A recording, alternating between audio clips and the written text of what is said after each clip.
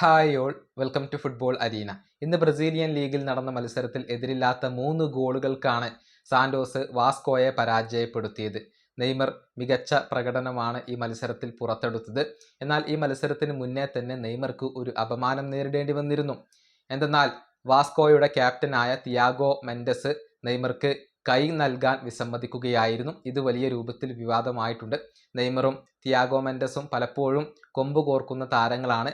Neymar PSG-യിൽ കളിക്കുന്ന സമയത്ത് തന്നെ തിയാഗോ മെൻഡസുമായി പ്രശ്നങ്ങൾ ഉണ്ടായിരുന്നു. അതിൻ്റെ ഒരു ബാക്കി പത്രമായി കൊണ്ടാണ് തിയാഗോ മെൻഡസ് ഇപ്പോൾ നെയ്മർ ജൂനിയറെ അപമാനിച്ചിട്ടുള്ളത്. ഈ വിഷയത്തിൽ മുൻ ബ്രസീലിയൻ താരമായിരുന്ന ഡെനിൽസൺ തൻ്റെ പ്രതികരണം രേഖപ്പെടുത്തിയിട്ടുണ്ട്. അതായത് നെയ്മറെ അപമാനിച്ചത് ഒരിക്കലും അംഗീകരിക്കാൻ കഴിയാത്ത ഒരു കാര്യമാണ്.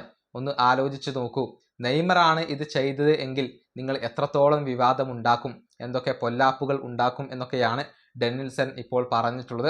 അദ്ദേഹത്തിൻ്റെ വാക്കുകൾ ഇങ്ങനെയാണ്: തിയാഗോ മെൻഡസ് ചെയ്തത് ഒരിക്കലും അംഗീകരിക്കാനാവാത്ത ഒരു പ്രവൃത്തിയാണ്. മോശം ആറ്റിറ്റ്യൂഡാണ് അദ്ദേഹത്തിൻ്റെ ഭാഗത്ത് നിന്ന് സംഭവിച്ചത്.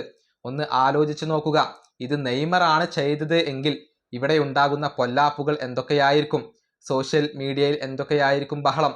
ഇതൊന്നും ഒരിക്കലും അംഗീകരിച്ച് നൽകാൻ സാധിക്കുന്ന ഒന്നല്ല. ഇതാണ് ഡെനിൽസൺ ഇപ്പോൾ പറഞ്ഞിട്ടുള്ളത്. തിയാഗോ മെൻഡസ് ചെയ്തത് ഒരിക്കലും ആക്സെപ്റ്റ് ചെയ്യാൻ കഴിയില്ല എന്നാണ് ഈ മുൻ ബ്രസീലിയൻ താരം ഇപ്പോൾ വ്യക്തമാക്കിയിട്ടുള്ളത്. ഏതായാലും നെയ്മർ ജൂനിയർ ഇപ്പോൾ മികച്ച ഫോമിലാണ് കളിച്ചുകൊണ്ടിരിക്കുന്നത്. അതുകൊണ്ട് തന്നെ ബ്രസീലിയൻ ദേശീയ ടീമിലേക്ക് അദ്ദേഹം മടങ്ങിയെത്തണം എന്നാണ് ആരാധകരുടെ ആവശ്യം. ഗാബിഗോളും സാന്റോസ് സഹതാരങ്ങളും അതിനുവേണ്ടി ശ്രമിക്കുന്നുണ്ട് എന്നുള്ളത് ഗാബിഗോൾ തന്നെ വെളിപ്പെടുത്തിയിരുന്നു. ഈ വീഡിയോ അവസാനിപ്പിക്കുന്നു. അടുത്തൊരു വീണ്ടും കാണാം.